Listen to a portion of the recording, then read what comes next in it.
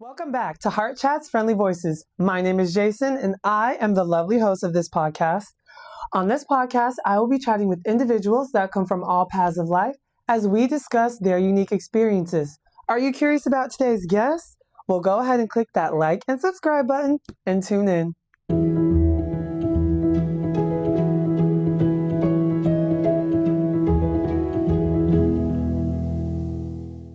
I am so excited about today's guest. I love his candor. He is someone that promotes change within himself, but also pushes others to be comfortable with change as well. He is an educator, he is a dancer, and he is my friend. Welcome, Daniel. Thank you for being here. I'm excited to have you on the podcast. I'm excited to be here. Period. Yeah, why don't you go ahead and just start by telling us where you're from? What was your childhood like? Yeah, so I was born and raised in New York City, Nueva York.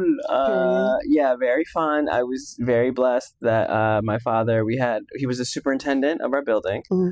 So I got to grow up on the Upper East Side, which is very nice. I wasn't on like Fifth Avenue or anything, but we had a nice like apartment for us to be in. I grew up by Central Park. We had a nice neighborhood. We were right by Spanish Harlem too, so like I was able to connect with my roots a lot there through my mom, like going grocery shopping, getting our things, like stuff like that. I was the youngest of three. Like I'm much younger than my sisters, like 7 and 8 years. Yeah. So that was a little bit different. Like even though I had people around, like I was lonely at times as a kid, and also like because I was the youngest, I kind of was. I became the class clown. Because I kind of had to be. Like, it was... Still are. Exactly. That's the thing. Like, it explains a lot. So, yeah, like, I diffused a lot of tension. I would try to. Like, I was always the silly one to try to, like... I was also the spoiled brat and all the other things that, like... Were you the last child? I was the last kid. Okay. So, yeah. So, it was a lot of fun. I got to grow up in the city. It was amazing. And yeah, like, my family was great. They were supportive. There's stuff as always, but like, that's all childhoods are. Period. Yeah. What would you like the viewers or the world, what would you like the world to know you as? Like when you go to work or other places, what would you like the world to see you as? Yeah, this is the thing I've been meditating a lot on and just like spending a lot of time kind of thinking about because I'm in this new phase new season of life where like I'm post a certain career. We'll talk about that in a second. We will. But I think honestly it's like dance educator and creator or creative, I would say. I guess you can maybe throw a researcher in there as well at times. But I think the thing is now that I'm firmly in kind of a creative space in my life where like I have a lot of ideas and projects and things that I'm thinking about, things I want to explore. And I'm kind of, I'm kind of free of the fear of like, oh, like it has to be good or like I need results. It's kind of like, no, I just want to do stuff for me or just to do it, which is really nice. I resonate with that. Sure. And it's the same with like teaching. Like I'm a dance educator, I think first and foremost, or like mentor kind of figure. And I think the thing is like I had to take a break from that. I had to like kind of walk away for a little bit just to kind of recalibrate and see if that's really what I wanted to do. Mm-hmm. And then now that I've taken that space, it's like, oh, okay, no, like I do want to come back and I do really want to focus on that. And it's like, yeah, like I'm really working on what is my teaching perspective? How is it that I'm going to dilute my message to kids? Or how do I communicate my message to kids? How do I shape a space, a room so that like, it's challenging, there's hard work, but it's also authentic to me as in like, it's not super strict. We're still having fun. Yeah. We're still learning in a safe way, but we're also like pushing ourselves. You know what I mean? Because I think that's the best environment you can have where it's like we all respect each other. We come into those space with the intention to work, whatever that looks like that day. Yeah, that's interesting that you say that because it's like you have to know how you want to show up. Yeah. So that you can instruct or lead or show people how you want to live your life. And that may influence them if it resonates with them, right? Like it may influence them to take the same path in their own way. Like, well, yeah. And 100%. Like I'm learning so much more now. Like I've bought a bunch of texts on like just the act of learning, the science of learning. Right. things about like ballet pedagogy, things about like there's all these avenues too that like I'm trying to explore, because it's like like if you're really trying to teach, there's so much there and there's so much research, so it's like like we have to embrace those things. I think on the journey that I'm on now, I've realized like there's just so much out there to learn and to try and to experiment with. Yeah. And so right now, like I'm very much in an exploratory phase with like almost everything I'm doing. It's like I'm teaching myself about trying to be a better educator in all the shapes that takes. Yeah. Trying to be a more interesting and free like dance creative. Like what like what projects am I interested in? Film, choreography, content, because we live in the age of content, blah blah blah blah, all sorts of things like that. But it's kind of, again, like I kind of have a privilege in a sense of I am not like I'm not tied to a result, or like like I didn't sign a contract that says like you need to make X ballets by this time, or like, you know what I mean, like as you get successful, it's like you have to create, because it's like you agree to create, or you were hired to create. The level increases, the demand increases. Whereas like right now, it's kind of like, no, I'm just doing this for me right now, and I don't have these big commitments. So it's freeing in a sense, because I'm in the infancy of it all. Like when you're a true student, it's like, oh yeah, it's the best. Where it's like later on, like if I go up the kind of teacher chain or something, and it's like if I go to academia or something like that, it's like I'm gonna have a dean to answer to. I'm gonna have a program that has certain demands and certain whatever, and it's like that will stunt certain things. No, absolutely. So I think right now the nice thing, even though it's also in some ways terrifying, it's like I'm kind of free. Yeah. So you recently just stepped away from a 15-year career. Congratulations. Oh, thank you. Thank you. What does it feel like to step away from something that you've been doing for so long? It has a lot of eras so far, and it's only been like a couple months, which is hilarious. I think it kind of, and like, specifically, like I was a professional ballet dancer for 15 years. And so... Me for 10. Yeah, girl.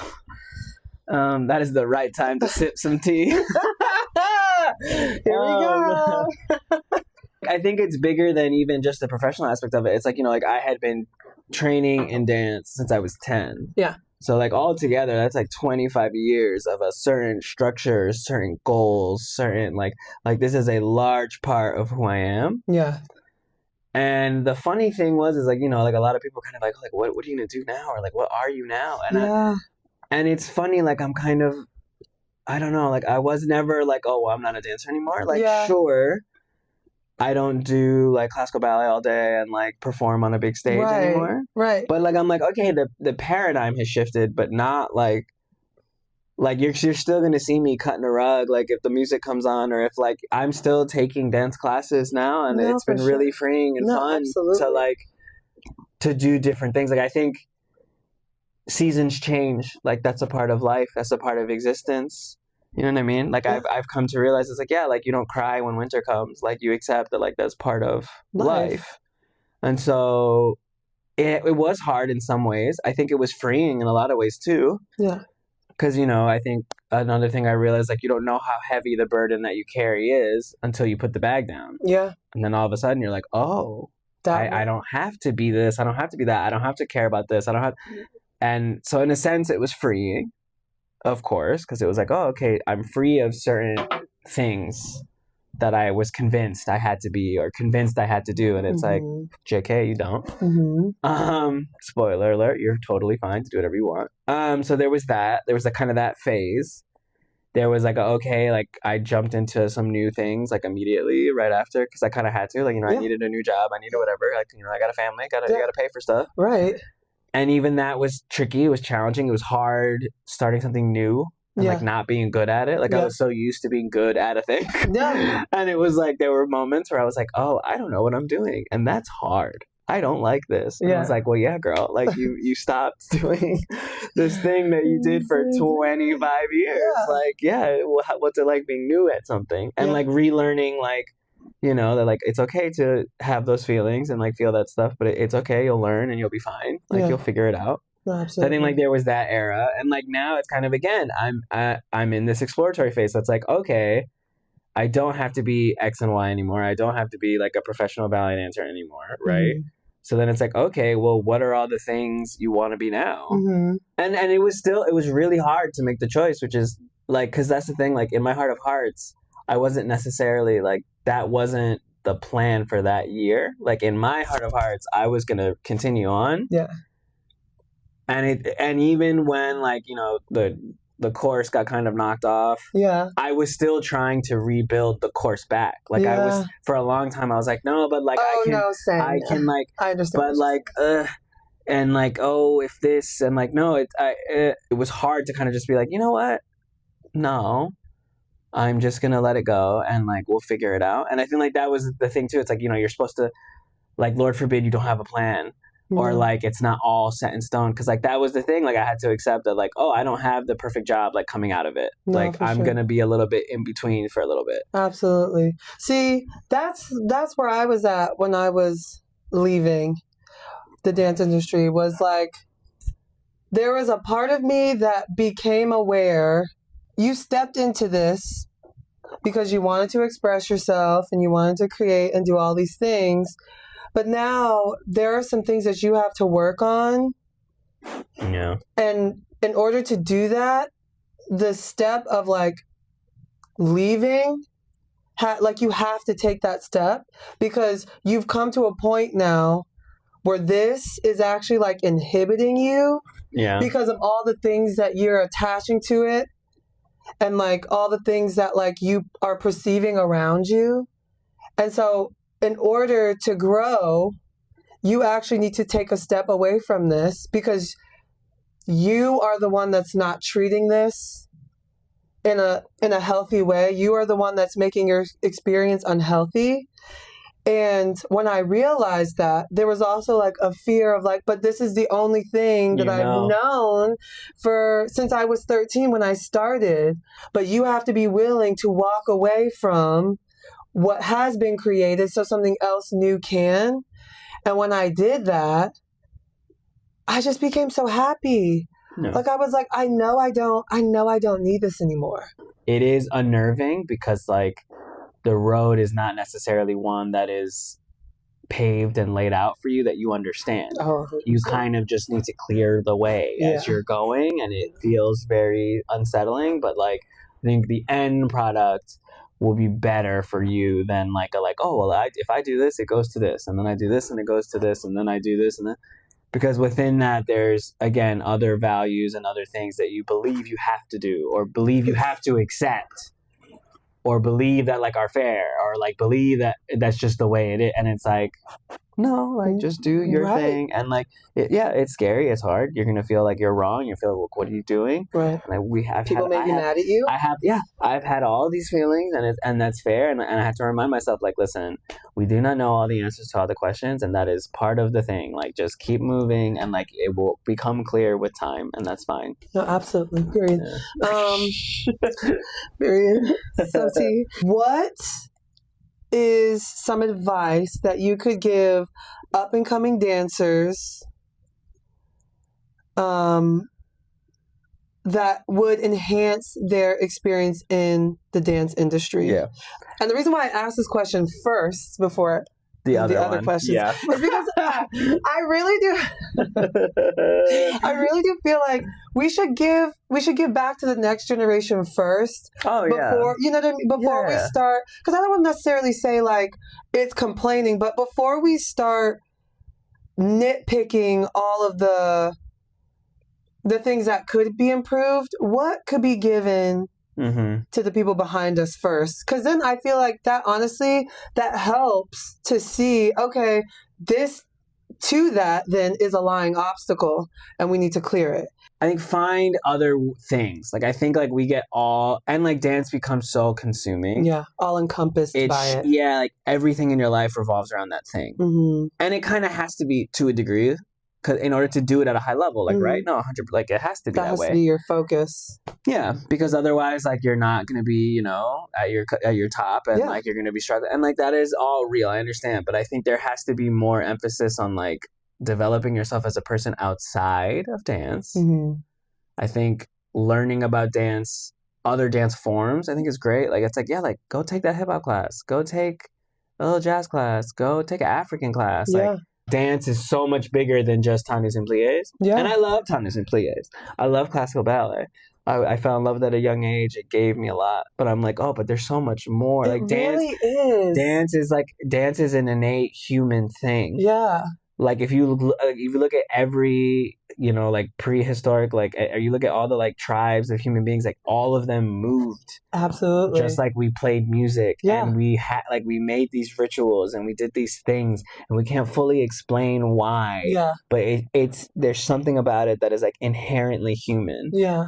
And it comes in so many flavors, so many forms. There's social dance, there's traditional cultural dances, there's the classical forms, there's contemporary, like there's so much stuff. Yeah. It's like we keep finding different shapes to put this need into. Yeah. And they're all valid. They're all fine. Like it doesn't, you know, like it doesn't need to, but like there's that need to express. Yeah. Through movement. No, yes. Just like there's a need to express through sound or through art or through like, and at the end of the day, like I guess the reality is it's just there's a need to express. No, there is. In whatever flavor you like. Yeah, and create. Yeah. There's something about humanity, or there's something about our nature. There's something that like we need to do that. And it's like, that's something I've been kind of realigning within myself. Yeah. Is that like, I think when I started dancing, it was a lot of things for me at that time in my life. But like I was a young kid.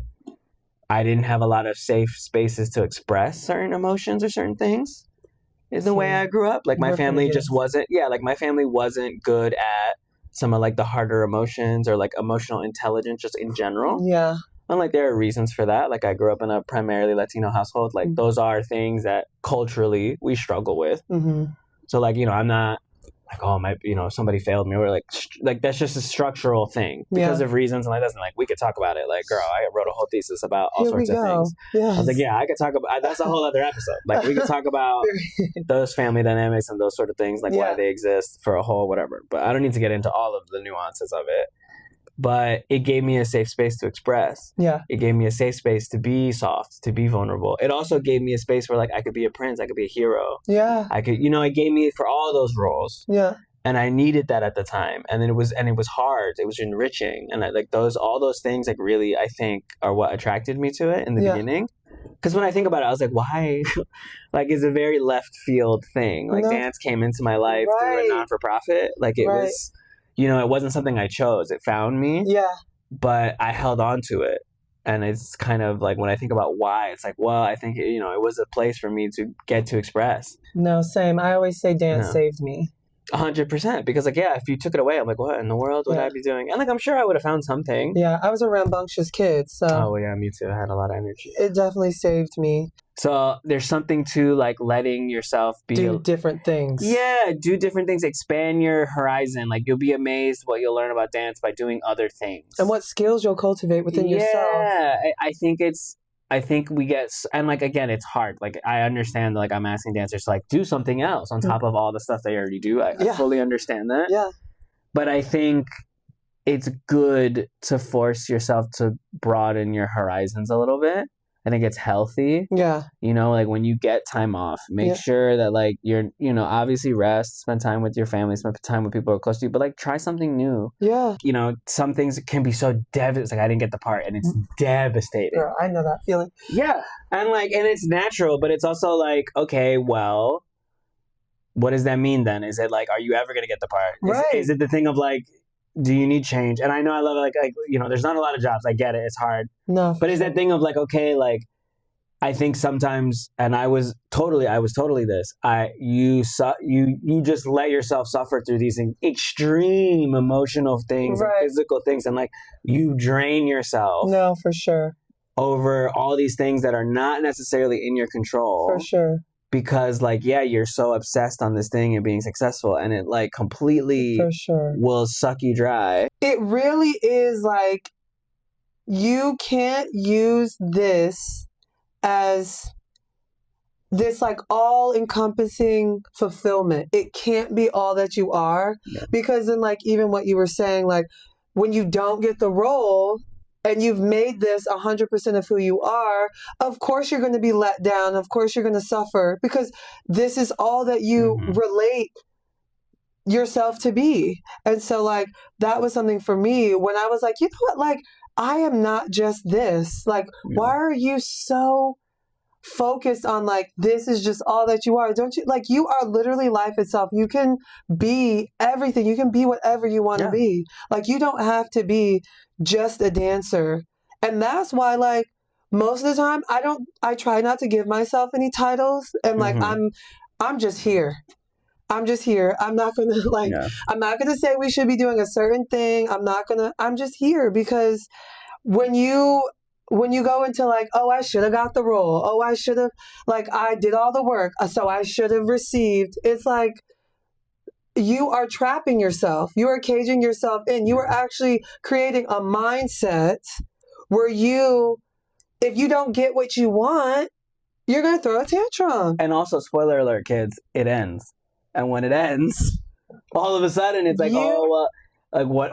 And like I remember when I was younger, I was like, oh, I'm gonna dance to like they drag my broken body off the stage, and then like I'll figure it out. No, I couldn't be like that. No, but like that was what I used to say. Like that was like the path I had envisioned for myself, because I didn't even have the imagination of like, well, what could I be? Yeah. And I was like, well, I'm only good at this thing, and it's like, you are very good at this thing. That is 100% true. But like, you could also be really good at all these other things. Yeah. You just either haven't tried it or haven't been exposed to it. No, for sure. And like, you just never saw that for yourself. But it's like, it turns out like, one, you're capable of a lot more than you ever allow yourself to believe. And two, you'll never know unless you just do it. Yeah. So I'm not saying, burn all your leotards and tights and run away. I'm just saying, like, make sure that, like, while you're doing that, it's like, okay, well, like, what else feeds me? Yeah. What else do I like to do? What is something that you think the dance industry could improve upon? Oh, Lord.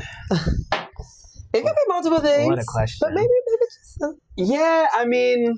So, okay, I'll talk about something specific that happened recently that I really like. So, I think, again, we...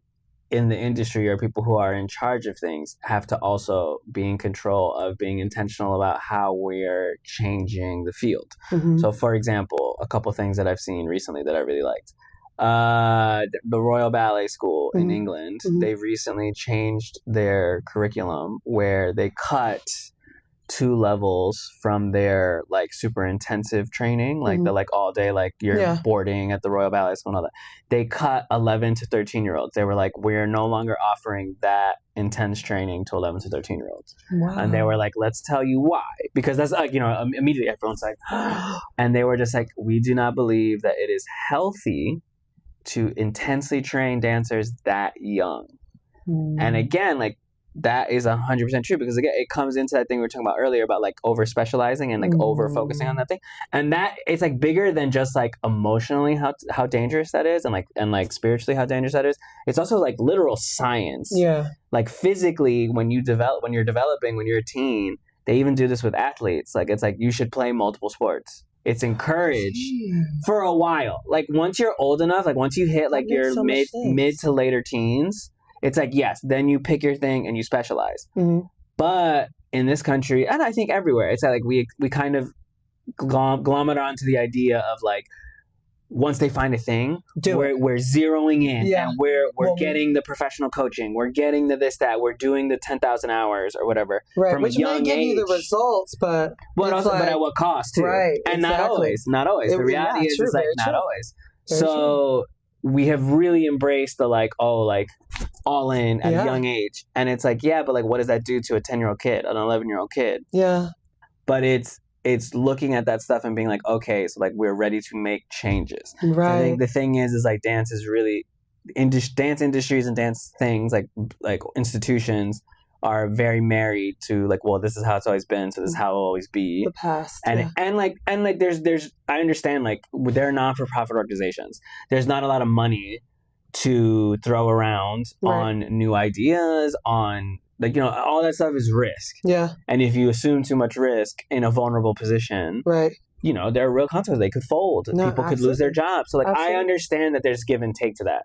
But I think it's like, okay, we are slowly but surely becoming more aware of like kind of inadequacies and like biases that we have as dancers, as ballet dancers, as practitioners of those forms. Like we understand that there are certain held values that we hold that are not good or right, and art can be toxic. And then it's like spend time thinking about, okay, like how do we do that? What does that look like? What does that mean? What do I have to do? What do my staff have to do? What do my faculty have to do? And then put in the time, the resources, the thinking, the talk about it, share with your dancers, talk to them about it. Like it can become a thing where we're all working together towards this goal. So, you recently just graduated with a Master in Fine Arts. Period. Congratulations. And you're educated. Yeah, girl. What was it like completing that goal? And what do you feel like you had to cultivate within yourself to make that happen? So I think part of the journey was, can I even do this? Like I haven't been in higher education in a long time. Yeah. Like I hadn't been in a school setting at that point in like 13 years, maybe. Like I hadn't been in school. Like I hadn't been a student. So I was like, what in the world is that going to be? I also, like, the only reason why I did the program was because I have a close friend and mentor who I worked with when I was in Charlotte. So when I was like a baby, like when I was at 19, he was a principal dancer for the company. Shout out to David Ingram. Even going there, I had no idea what I was in for. I knew nothing really. Like I read what they put on the website, but like I don't know how dance was in higher education. I didn't know how I would fit in, if I belonged. I didn't know, like, again, like the goal for my mentor now, he's a university professor of dance. And so like, that was kind of what that's what he's offered me. Like, he was like, I think you'd be a really great professor. Like, I think you belong. Like, I think you would be. You are. We'll see. I mean, I'm open to all sorts of possibilities, but he kind of was like, they need people like you in academia, in dance academia. He's like, I could see you as someone who can like help push things forward, Yeah. So that was always kind of the vision. But again, I don't know what dance academia is. I don't know. I didn't know anything about it. I didn't know. So I was just like, I'm going to just show up. And it was a condensed program. So I got my degree I extended for a couple months because it's crazy. I think it was like 20 months total. Yeah. So like I got a graduate degree in 20 months, which was like really intense. And you only had to it was low residency. So I only had to be on campus for 8 weeks out of the year for 2 summers. Yeah. So in that time, like I just shut up and was like, whatever this is, I don't know what this experience is going to be. My goal was to just be open and honest to all of it and to just embrace whatever it is. Yeah. And honestly, like that mentality ended up really helping because like I got exposed to like a ton of just like totally out there different stuff. Like we had a dance class that was dance as an act of healing, and all we did was like improv, and like it was taught by like an anarchist doctorate professor from San Francisco who like he does these radical improv performances. Like he does, and like again, like he's thinking about dance in totally different like ways and paradigms, and he's talking about how like everything is political in a room. Like this chair is political, this studio is political, like us being here, and like what does that mean? And like we're having these long drawn out conversations, and even like like we're talking about dance history in new contexts, like talking like dance scholarship, just really embracing like I didn't understand that there was all this happening in dance, that like that there are people who study it, there are people who look at it critically, there are people who are expanding what our thoughts are about dance, like how we feel about dance, and then even being with all these creatives who are all doing different things. That's great. And so it was completely eye-opening. It invigorated me in so many ways. It like when I came back to dance, like the year in between, I felt my dancing had completely changed, even though I didn't necessarily dance that much. Like we had dance classes and we did things, but like it wasn't as intense, it wasn't whatever. But when I came back and we were in ballet all the time, I was like, oh, I was abuzz with just like new ideas, new things. And I felt so much, everything was so much fresher and newer. Sure. I was just open to all these things. And it pushed me, like all of a sudden I had to write multiple scholarly documents. I had to write like 40-page papers. I had to, first of all, decide what my research was, because I didn't know that was a thing. But they were like, yeah, like you pick your thesis. The director of the program, shout out to Jeffrey Bullock, incredible person. He very much, come on, Jeffrey. He very much, like I remember my first day, we had an orientation, and he was like, your thesis is yours. Like it's your project. It's what you want to research. It's what he's like, like we want you to do something that's important to you. Like he's like, we want you to be more you. Yeah. Like how many places do you go to where they're like, we want you to be more you than you are. Yeah. We want you to dig. Like we want you to really like pull. And then it's the same thing. Like you had to not only do all the research, write all the papers, you had to present a performance. Yeah. So I had to make something. I had to make something that was 20 minutes, 15 to 20 minutes long. And I hadn't choreographed since high school, since senior year or junior year of high school. So all of a sudden they were like, not only do you need to, you know, write all these, do all this scholarly stuff. Yeah. They're like, then you need to have a creative manifestation of the research. And it was deeply personal. It was very much an exploration into some of the kind of blocks I had developed. Wow, yeah. Through like, you know, and it was like through how I was raised and like why I was raised that way, through like values that are held within like our country, our society, values that are held in dance, and things that I internalized as a child, or I accepted that these are the realities, or this is real, and this is who I have to be. Yeah. And then I was all of a sudden in this graduate program, exhausted, burnt out, with numbed out to a lot of my life. I would say like I wasn't, you know, dance wasn't a feeling. It wasn't satisfying. It was just what I did because like it's what I do. Yeah. And all of a sudden I was again being challenged to reconnect with everything in a new way. And it helped spark a lot of fires again, which was really nice. Yeah. But then it also, again, like after doing all that work and all that introspection and all that research and all that stuff, it was like, when I look back, I was like, I can't keep doing, because all of a sudden that part, yeah, you're coming from a new perspective. All and of a sudden I was like, oh, and like, again, like I think I needed that time. Yeah. And it's like, you know, it turns out grad school was the avenue for me to like be a real catalyst of change for me. Yeah. And so like it was really freeing. It was really invigorating. And like I honestly missed that collective, that I missed sort the of just community. like, yeah, like the community and just like us just exploring and talking and exploring and challenging each other and like and broadening each other's horizons. I missed that intense study. You doing, you know, school, all of that, you were also a dad. Mm-hmm. Mm-hmm. So tell us what that's like.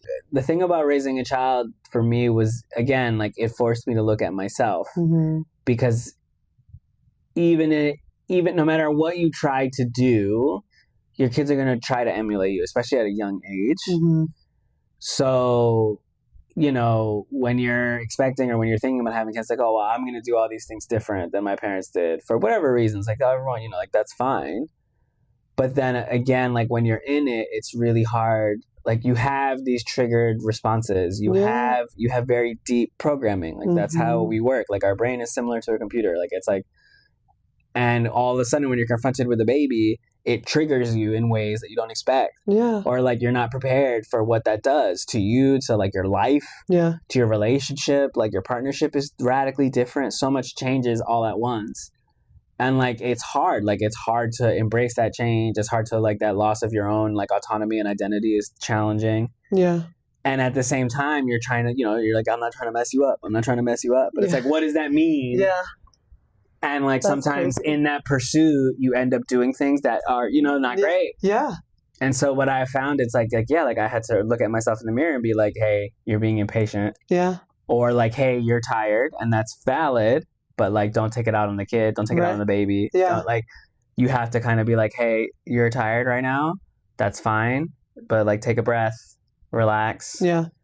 Our brains aren't equipped for like all the nuance of human expression or emotion. Yeah. So we have fight or flight. Yeah. And so like when a baby's screaming and crying, and like it can be a very like visceral thing, and you react in a certain way, and it's like to take a pause and just be like, you're not in danger. Right. Yes. Everything's fine. Yes. Oh, 100%. Your kids just, we're having a moment. Oh, 100%. It will pass. You just have to, but like it's really, nervous system work. But it's really easy to like just, and then like, you know, and it becomes this fight, and it's like, you know, like everything's fine until all of a sudden you're late for something, and then all of a sudden everybody's fighting because your kid's like, well, and it's like, well, you got to know your schedule. You got to know like everything. You know, everything takes longer when you're a parent, because it's like it's gonna take forever for this kid to put his shoes on, to whatever, and it's like, the conflict will happen when it's like you're like, we have to go, and they're just like, absolutely. I need my like routine. I need and you're like, we don't have time for that, and it's like that's where that conflict comes in. So it's little things like that. It's figuring out like, where are the conflicts within myself or like within, and then it's like, how do I remedy those? Because again, it's like literally the other day he was telling Sam like, oh, like when is my mustache gonna come in? And she was like, oh, do you want a mustache just like daddy? And he was like, yeah. And again, like, there's nothing about his day-to-day that would make him necessarily want a mustache. Yeah. It's just because I have one that he's like, oh, I want one now. Yeah. And like, that is terrifying in a way, because it's like, again, I never told him like, oh, you have to have a mustache. Yeah. But because I am his father, he's like, I want to be that. I have to be that. Yeah. No matter what I am, no matter how good or bad or flawed or whatever. Yeah. So it's like, I have to really, like, again, hone in. Yeah, lock up, look into my own stuff. And it's like, I have to figure it out. Because if I don't do it, it's much harder for him to do it. And he's just going to end up repeating the stuff that I said I was going to stop. I really commend you, because, like, sometimes you're just really not aware of what's going on. And, like, for me, that's what I feel like meditation and, like, yoga have done for me. It's really, that's what yoga is. It's really for you to see the crap that is inside of yourself, so that when it comes up, it's evident. It's not hidden by a lie. It's not hidden by the fact that you have crap in you and you're saying this person is what's causing the crap in you. And it's like, that's crazy. So, like, that's wild. That is crazy. And so me being able to see that and being like, you know what? No, that's a lie. And I don't want to live like that, because when you have those types of belief, it doesn't just affect one area. It's funny how, like, in parenting, it's like, again, I'm better at those things of, like, recognizing certain patterns, because, again, like, it's involved, like, I got to do this for him. Yeah. The thing that I'm struggling with is, like, now it's like I had to keep looking within, and it's also like, yeah, but for you too. Yeah. For you too, like, your stuff. Yes. Because I think I undervalue how important that is, and then that messes up other things. Mm-hmm. So whenever I see you and Sam together, I feel like you guys have such a beautiful relationship. Like, you guys communicate so well, and I'm sure that's why Rio communicates so well, because you guys have promoted that type of environment around him. Yeah. But what is marriage like, and what has it taught you about yourself? I've had to really be confronted with, like, oh, I need to really challenge, again, like, my kind of program and my stuff of, like, I need to be honest with my partner. Yeah. Even if I think it's something small or stupid, but, like, if it bothers you or if you're struggling, that is real. Like, you need to bring that up. Yeah. And, like, so, like, that's something, like, Sam has always pushed me towards. It's like, hey, like, I can't help you if you don't talk to me. I can't, Right.